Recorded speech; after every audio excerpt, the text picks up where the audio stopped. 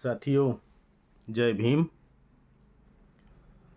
साथियों, मैं प्रयास कर रहा हूँ कि बाबा साहब द्वारा लिखित जो साहित्य है, जो भी पुस्तकें उन्होंने लिखा है,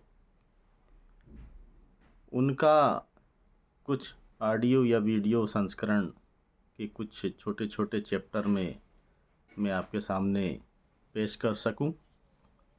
उम्मीद यही है कि आप इसे देखें, समझें, बाबा साहब की बुकें पढ़ें और बाबा साहब के साहित्य को समझें और उसे अपनाने का, उनके द्वारा दर्शाए गए मार्ग पर चलने का प्रयास करें।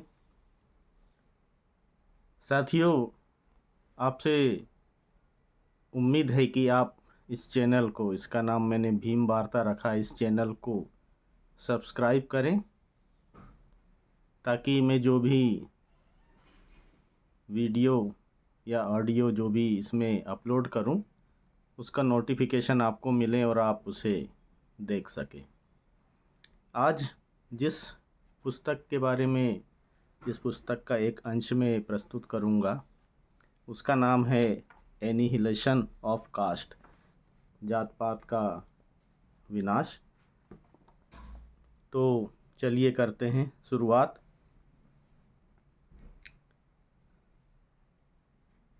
पार्ट 1, परिचय। मित्रों, जात पात तोड़क मंडल के मित्र सदस्यों ने सम्मान के साथ मुझे इस सम्मेलन की अध्यक्षता करने के लिए आमंत्रित किया है। उन मित्रों की स्थिति पर मुझे बहुत अफसोस है। मुझे मालूम है कि उन लोगों ने मुझे अध्यक्ष चुनने के बारे में कई सवाल, मुझे अध्यक्ष चुनने के बारे में कई सवाल किए जाएंगे। मंडल से पूछा जाएगा कि लाहौर में क्या कोई ऐसा योग्य व्यक्ति नहीं है जो अध्यक्ष चुनने के लिए बम्बई तक दौड़ना पड़ा। मुझे मालूम है कि मंडल को मुझसे अच्छी योग्यता रखने वाला व्यक्ति इस सम्मेलन की अध्यक्षता करने के लिए आसानी से मिल सकता था। मैंने हिंदू धर्म की आलोचना की है। मैंने महात्मा जी यानी गांधी जी के सिद्धांतों की भी आलोचना की है। उनके प्रभुत्व पर सवाल उठाए हैं जिन पर हिंदुओं की काफ़ी श्रद्धा व सम्मान है।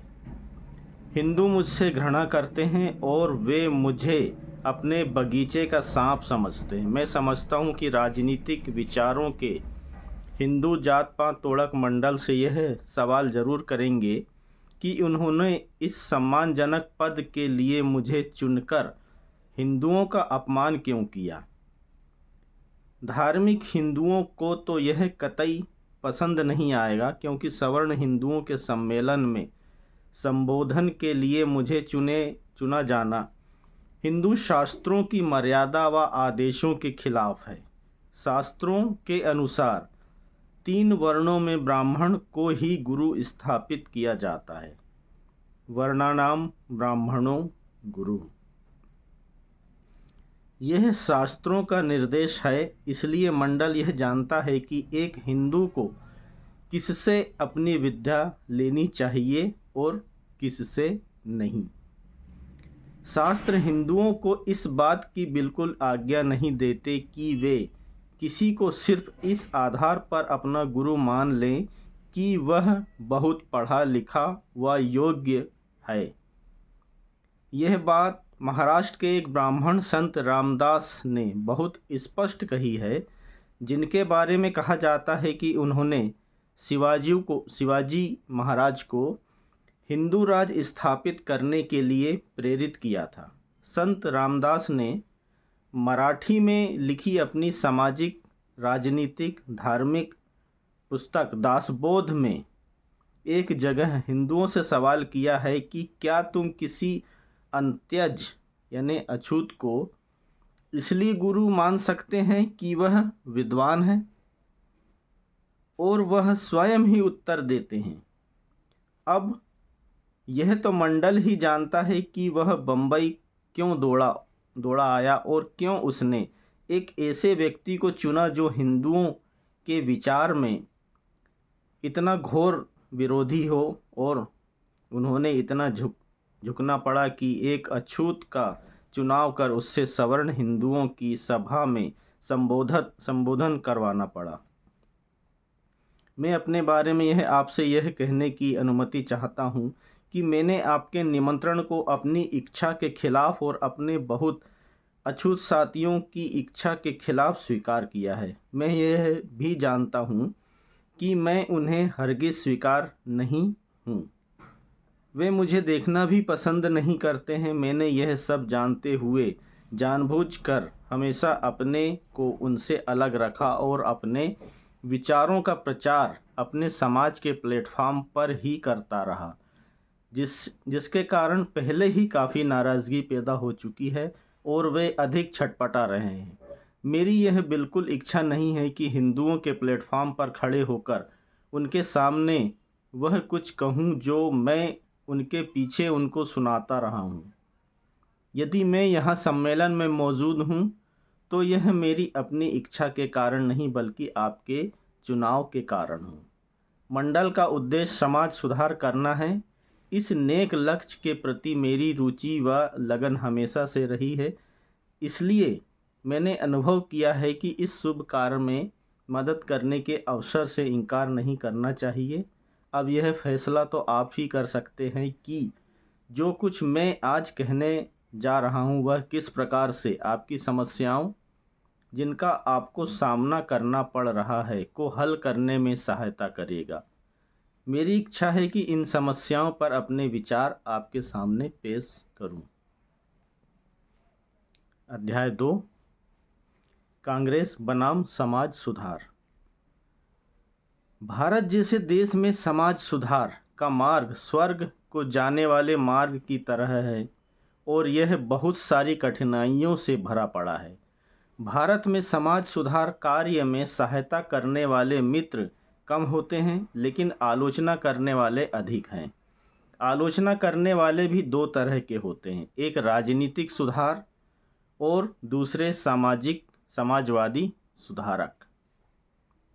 एक समय था जब यह माना जाता था कि सामाजिक कुशलता या दक्षता व निपुणता के बिना किसी दूसरे कार्य क्षेत्र में स्थायी प्रगति संभव नहीं है और सामाजिक कुरीतियों के कारण जो बिगाड़ पैदा हुआ है उससे हिंदू समाज में सामाजिक सामर्थ्य नहीं रहा है।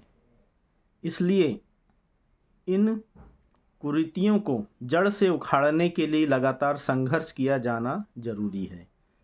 इस सच्चाई को स्वीकार कर लेने के ही कारण राष्ट्रीय कांग्रेस की स्थापना के साथ सामाजिक सम्मेलन यानी सोशल कॉन्फ्रेंस की नींव रखी गई थी। कांग्रेस देश के राजनीतिक संगठन की कमजोरियों के बारे में बताती थी और सोशल कॉन्फ्रेंस हिंदू समाज के सामाजिक संगठन की कमजोरियों को दूर करने के प्रयास करती थी। कुछ समय तक कांग्रेस और कॉन्फ्रेंस दोनों ही एक कार्य को दो अंगों की तरह मिलकर काम करते रहे। दोनों का वार्षिक सम्मेलन भी एक मंच पर होता था, लेकिन जल्दी ही ये दो पक्ष दो पार्टियों में बदल गए थे, एक राजनीतिक सुधार पार्टी और दूसरी सामाजिक सुधार पार्टी। दोनों में बाद में जोरदार विवाद छिड़ गया। राजनीतिक सुधार पार्टी राष्ट्रीय कांग्रेस का समर्थन करती थी, जबकि समाज सुधार पार्टी सोशल कॉन्फ्रेंस का समर्थन करती थी। इस प्रकार दोनों संस्थाएं एक दूसरे की घोर विरोधी पार्टियां बन गई। झगड़े और विवाद का मुद्दा यह था कि क्या समाज सुधार का काम राजनीतिक सुधार से पहले किया जाए। 10 साल तक दोनों शक्तियों का पलड़ा बराबर रहा और लड़ाई में किसी की जीत के बिना विवाद जारी रहा, लेकिन यह बात स्पष्ट दिख रही थी कि सोशल कॉन्फ्रेंस का भविष्य बहुत जल्दी ही खत्म हो रहा था। जो लोग सोशल कॉन्फ्रेंस के सम्मेलनों में अध्यक्षता करते थे वे शिकायत करते थे और इस बात से दुखी थे कि अधिकतर पढ़े लिखे हिंदू राजनीतिक प्रगति तो चाहते हैं, लेकिन समाज सुधार के प्रति उदासीन है। इसमें उनकी कोई रुचि नहीं है। इसलिए कांग्रेस में भाग लेने वालों की संख्या बहुत अधिक होती थी और उनसे सहानुभूति रखने वालों की संख्या उनसे भी अधिक थी। लेकिन सोशल कॉन्फ्रेंस में शामिल होने वालों की संख्या उनके मुकाबले में बहुत ही कम थी। इस प्रकार जनता की उदासीनता के बाद जल्दी ही राजनीतिज्ञों ने खुले रूप से सामाजिक सम्मेलन का विरोध शुरू कर दिया। कांग्रेस पहले सामाजिक सम्मेलनों के लिए अपना मंच उपलब्ध कराती थी, लेकिन दिवंगत माननीय तिलक के विरोध करने पर कांग्रेस ने अपना मंच देना भी बंद कर दिया। दोनों में दुश्मनी यहाँ तक बढ़ गई थी कि जब सामाजिक सम्मेलन ने स्वयं अपना मंच बनाना चाहा तो उसके विरोधियों ने उसे जला देने की धमकी दे दी। इस प्रकार कुछ समय बाद राजनीतिक सुधार का पक्ष लेने वाली पार्टी जीत गई और सामाजिक सम्मेलन भंग होकर खत्म हो गया और लोग भी उसे भूल गए। सन 1892 में मिस्टर WC बनर्जी इलाहाबाद में हुए कांग्रेस के 8वें अधिवेशन के अध्यक्ष हुए थे। उन्होंने उस समय जो भाषण दिया था वह एक प्रकार से सोशल कॉन्फ्रेंस की मौत का अंत्येष्टि भाषण था, यानी शोक संदेश की तरह था। यह भाषण कांग्रेस के व्यवहार का इतना सटीक उदाहरण है कि मैंने इसमें निम्नलिखित अंशों का वर्णन करने का साहस किया है।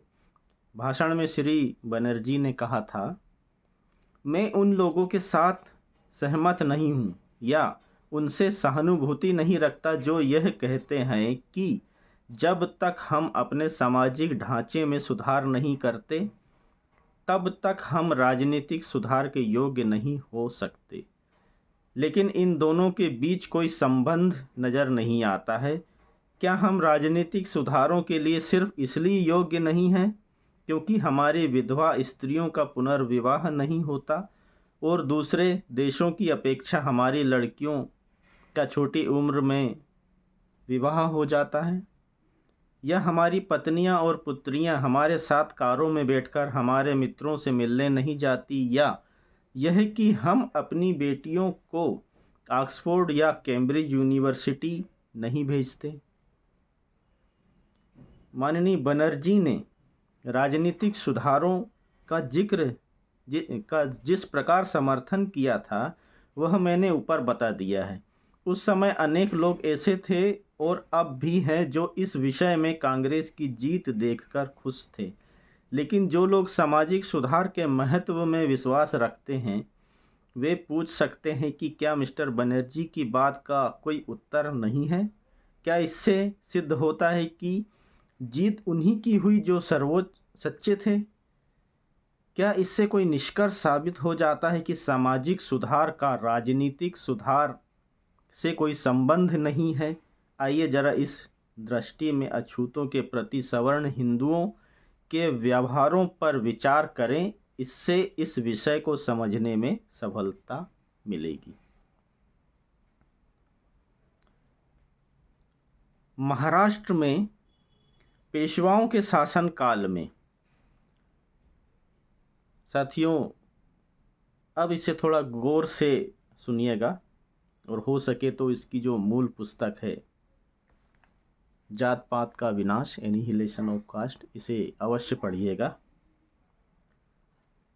महाराष्ट्र में पेशवाओं के शासनकाल में यदि कोई सवर्ण हिंदू सड़क पर चल रहा होता था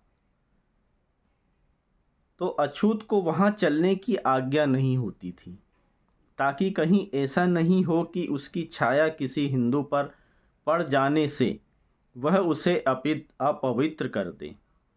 अछूत को अपनी कलाई पर या गले में निशानी के तौर पर एक काला धागा बांधना पड़ता था, ताकि हिंदू भूल से भी उसे छूकर अपवित्र ना हो जाए। पेशवाओं की राजधानी पूना में अछूतों को कमर पर एक झाड़ू बांधकर चलना पड़ता था, क्योंकि उनके चलने से जमीन पर उनके पैरों के जो निशान बनते थे उनको उस झाड़ू से मिटाते जाएं।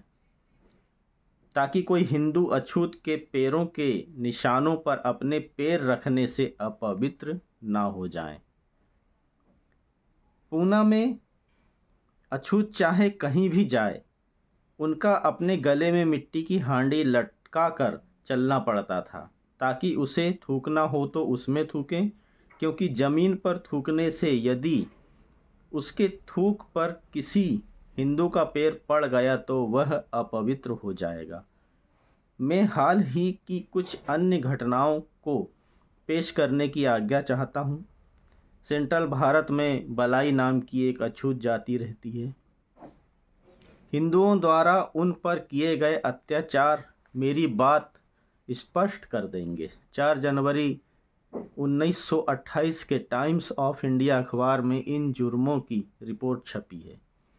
इस रिपोर्ट में लिखा है कि कथित ऊंची जाति के सवर्ण हिंदुओं ने, अर्थात कलोटिया, राजपूतों और ब्राह्मणों ने, जिसमें इंदौर जिले के कनाडिया, बिचौली, हप्सी, बिचौली मर्दाना और लगभग 15 दूसरे गांव के पटेल और पटवारी भी थे, उन्होंने अपने अपने गांव के बलाइयों को धमकी दी कि यदि तुम हमारे सहारे जिंदा रहना चाहते हो तो तुम्हें हमारी ये आज्ञाएं माननी पड़ेगी। पहला, बलाई जाति के लोग सुनहरी गोटा की किनारे वाली पगड़ी नहीं पहनेंगे। दूसरा, वे रंगीन या सुंदर किनारे वाली फैशनेबल धोती नहीं पहनेंगे। तीसरा, वे किसी हिंदू की मौत की खबर उसके कितने ही दूर रिश्तेदारों को जरूर पहुंचाएंगे। चौथा, वे सभी हिंदुओं के विवाह समारोह में बारात के आगे आगे बाजा बजाते हुए चलेंगे। पांचवा, बलाई स्त्रियां सोने चांदी के गहने व सुंदर गोटे व फैशनदार कपड़े भी नहीं पहनेंगी।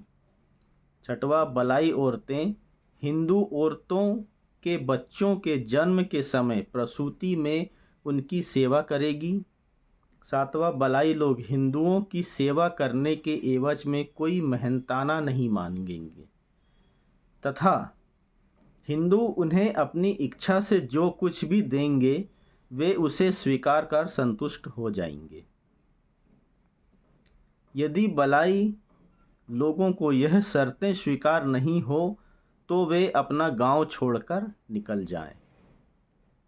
बलाइयों ने इन आज्ञाओं को मानने से इनकार कर दिया तो हिंदुओं ने उनके खिलाफ सामाजिक कार्यवाही शुरू कर दी। बलाइयों को गांव के कुओं से पानी भरने और अपने पशु चराने से रोक दिया गया।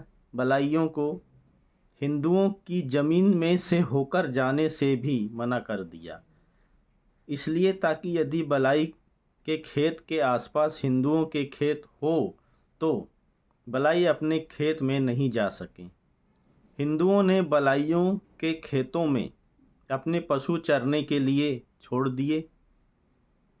बलाइयों ने इस अत्याचार के खिलाफ इंदौर दरबार में अर्जी दायर की, लेकिन उचित समय पर मदद नहीं मिल सकने और जुल्म जारी रहने के कारण सैकड़ों बलाई अपने बीवी बच्चों सहित उन घरों को छोड़ने पर मजबूर हो गए जिनमें उनके बाप दादा पीढ़ियों से रहते आए थे। वे उस इलाके के आसपास की रियासतों जैसे धार, देवास, बागली, भोपाल, ग्वालियर तथा अन्य रियासतों के गांव में चले जाने के लिए मजबूर हो गए। उनके नए घरों में उनके साथ क्या बीती इसका वर्णन करना कठिन है।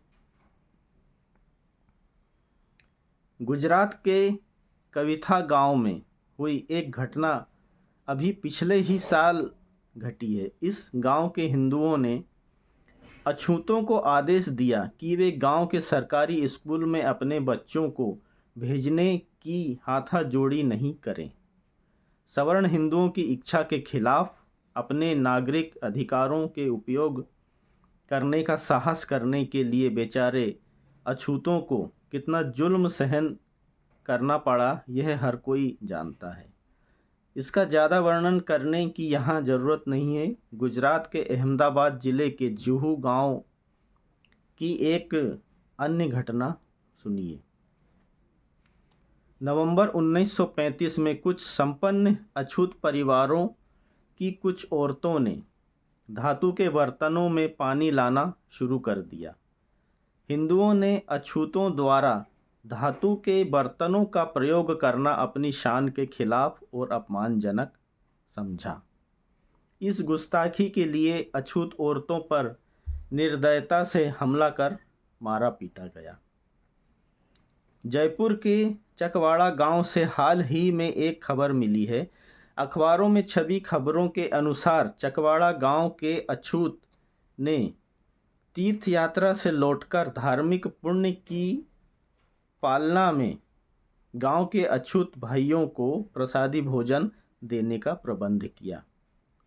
उसने भोज में देसी घी से पकवान बनाए। जब अछूत भाई भोजन कर ही रहे थे कि सैकड़ों हिंदू लोग लाठियां लेकर वहां आ धमके। उन्होंने सारा भोजन खराब कर दिया और अछूतों को मारा पीटा। वे बेचारे अपनी जान बचाकर भागे। इन निहत्थे अछूतों पर यह घातक हमला क्यों किया? अखबार में छपी रिपोर्ट ने इसका कारण बताया कि दावत देने वाले अछूत ने देसी घी खिलाने की हिम्मत कर दी और उसके मेहमानों ने अछूत होकर भी घी खाने की मूर्खता कर दी थी। देसी घी अमीरों के लिए विलास यानी लग्जरी की चीज़ है, लेकिन यह नहीं सोचेगा कि घी का उपयोग सामाजिक हैसियत का भी प्रतीक है।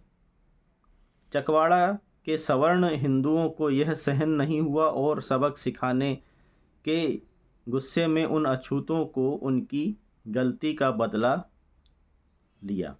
उन्होंने घी के व्यंजन परोसकर सवर्णों का अपमान किया।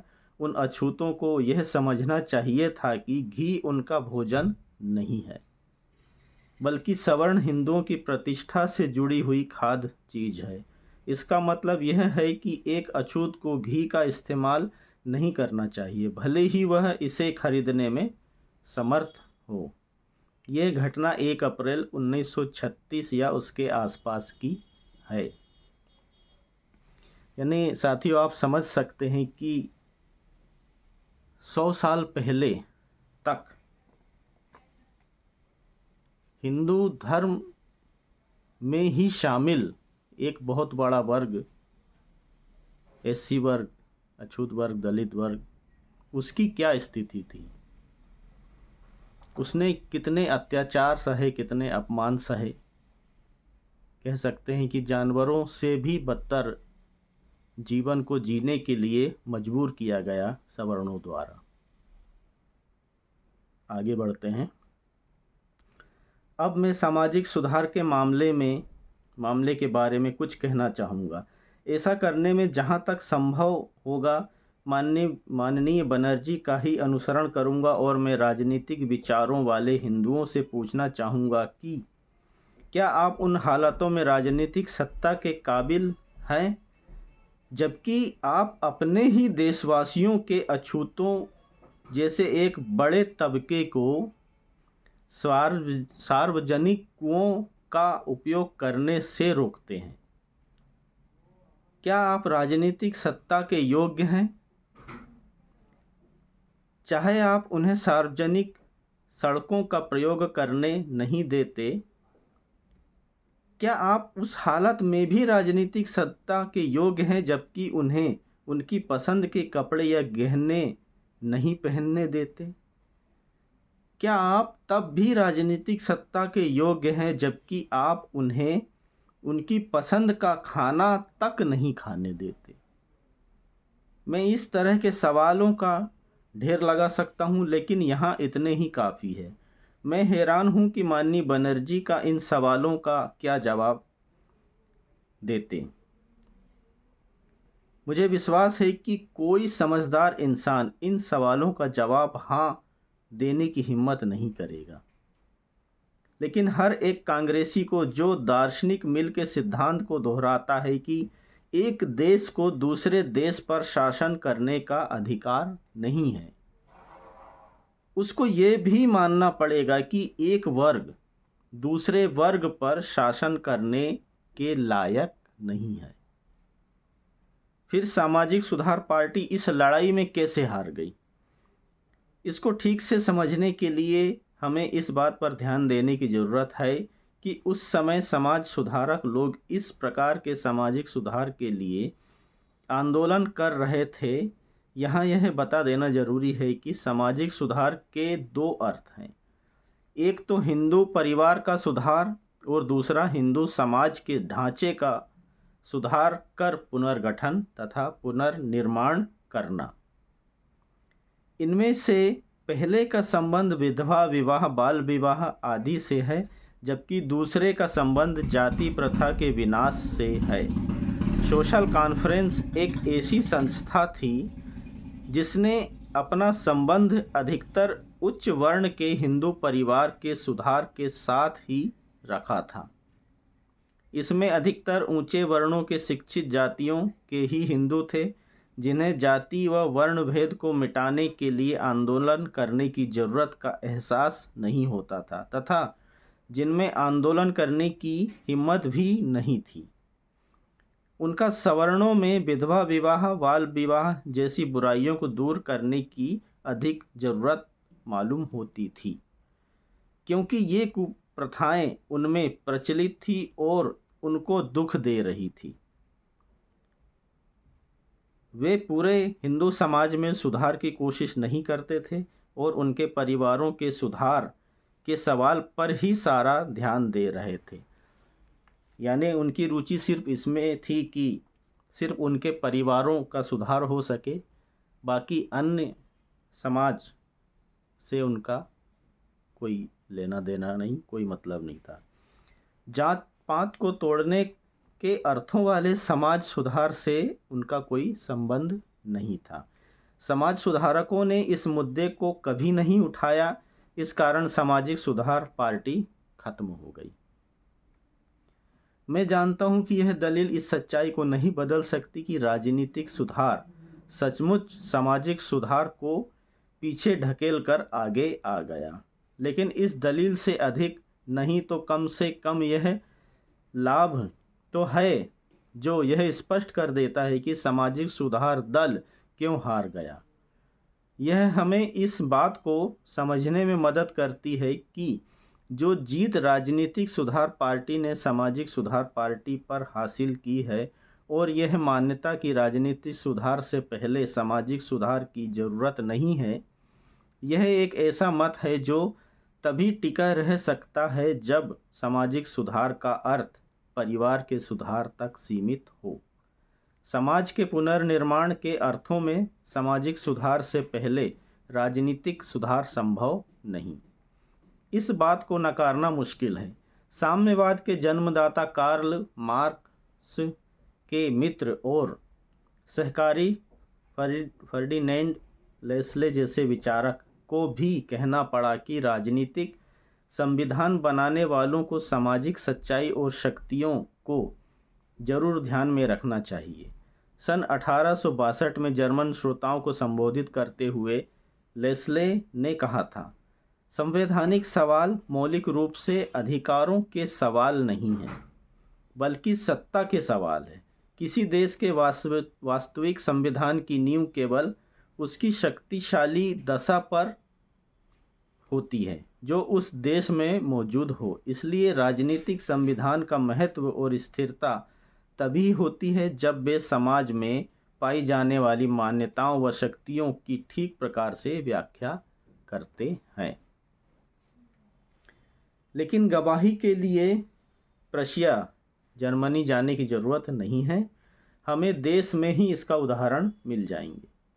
इस सांप्रदायिक बंटवारे यानी कम्युनल अवार्ड का क्या अर्थ है, जिनसे राजनीतिक शक्ति या अधिकारों को विभिन्न वर्गों व समाजों में एक खास अनुपात में बांट दिया जाता है।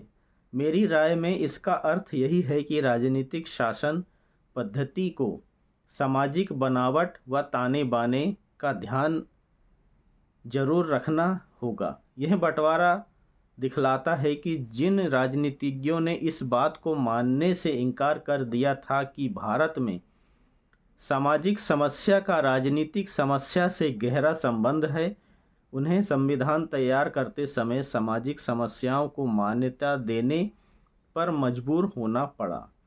ऐसा कह सकते हैं कि कम्युनल अवार्ड सामाजिक सुधार के प्रति उपेक्षा और उसके प्रति उदासीनता दिखाने की सजा है। यह सामाजिक सुधार पार्टी की जीत है, जो यह बताती है कि हालांकि वे हार गए थे, लेकिन उनका सामाजिक सुधार के महत्व पर जोर देना बहुत जरूरी व ठीक ही था। मैं जानता हूँ कि कई महानुभाव मेरे इस विचार से सहमत नहीं होंगे। यह विचार लोगों में फैल रहा है और इसे मान लेने में सुख व प्रसन्नता की अनुभूति होती है कि कम्युनल अवार्ड का अस्वाभाविक है और अछूतों सहित अन्य अल्पसंख्यकों और अफसरी नौकरशाही के बीच एक अपवित्र गठजोड़ का परिणाम है। यदि आप कहें कि कम्युनल अवार्ड कोई अच्छा परिणाम नहीं, तो मैं अपनी बात को सही ठहराने के लिए प्रमाण के रूप में कम्युनल अवार्ड का सहारा नहीं लेना चाहता। अब जरा आयरलैंड का उदाहरण देखें। आयरलैंड के होम रूल का इतिहास क्या दिखलाता है।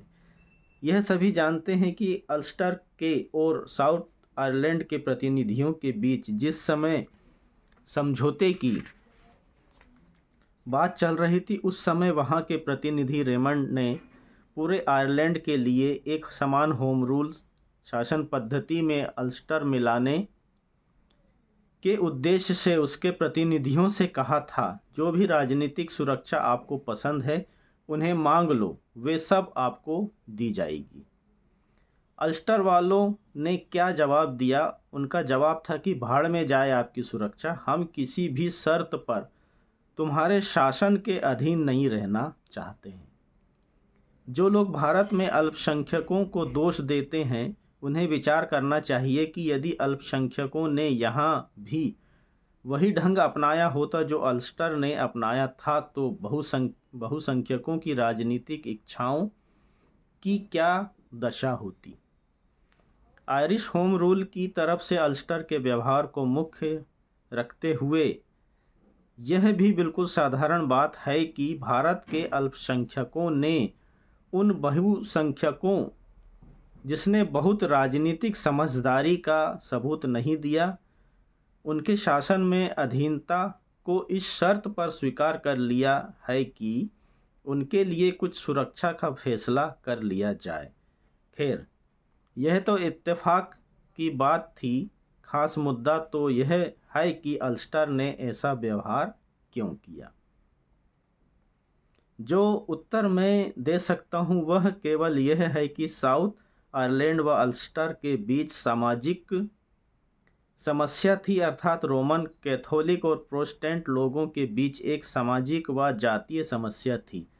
यह असल में एक जातीय समस्या थी। अल्स्टर के लोगों ने अपना उत्तर इस ढंग से तैयार किया था कि आयरलैंड का होम रूल रोम का रूल होगा। यह केवल एक ही बात का दूसरा ढंग है, लेकिन कैथोलिक और प्रोटेस्टेंट लोगों के बीच जाति पाति की सामाजिक समस्या थी जो राजनीतिक समस्या को सुलझने नहीं देती थी। इस प्रमाण की सच्चाई पर भी जरूर शंका की जाएगी और यह कहा जाएगा कि यहाँ भी साम्राज्यवादियों का दिमाग काम कर रहा था, लेकिन मेरे प्रमाणों का खजाना भी खाली नहीं हुआ है। मैं रोम के इतिहास से प्रमाण देना चाहता हूँ। यह कोई नहीं कह सकता कि वहाँ कोई शैतानी शक्ति काम कर रही थी। जिस किसी ने रोम के इतिहास को पढ़ा है वह जानता है कि रोम के लोकतांत्रिक शासन पद्धति में भी सांप्रदायिक बंटवारे जैसे ही चिन्ह मौजूद थे।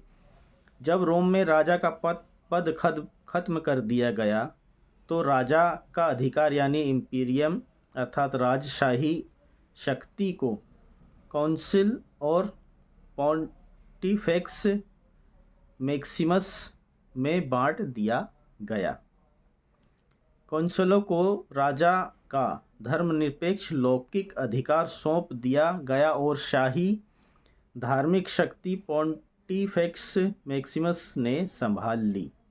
अर्थात राजा को धार्मिक अधिकार सौंप दिए गए। इस बात पर प्रजातंत्र शासन पद्धति ने यह नियम बनाया था कि 2 काउंसिलों में से एक पेट्रिशियन और दूसरा प्लेबियन।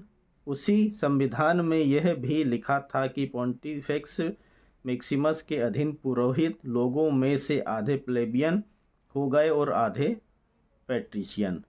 रोम के लोकतंत्र के संविधान में यह शर्तें, जिनको मैंने सांप्रदायिक निर्णय यानी कम्युनल अवार्ड की शर्तों से मिलती जुलती शक्ल वाली कहा है, क्यों दी गई थी?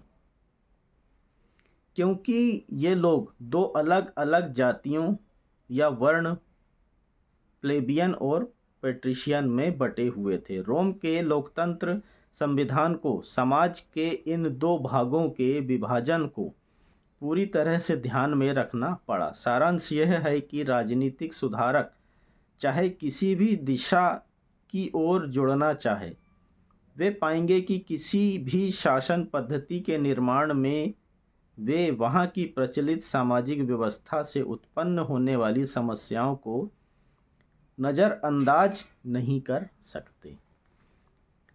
अपनी इस सच्चाई के समर्थन में कि सामाजिक व धार्मिक समस्याओं का राजनीतिक संविधानों पर प्रभाव पड़ता है और गहरा संबंध है, मैंने इसके पक्ष में जो उदाहरण दिए हैं वो बहुत विशेष हैं, लेकिन यह नहीं मान लेना चाहिए कि एक का दूसरे के साथ सीमित संबंध है। इसके विपरीत हम यह कह सकते हैं कि इतिहास में सामाजिक और धार्मिक क्रांतियों के बाद ही राजनीतिक क्रांतियां हुई है।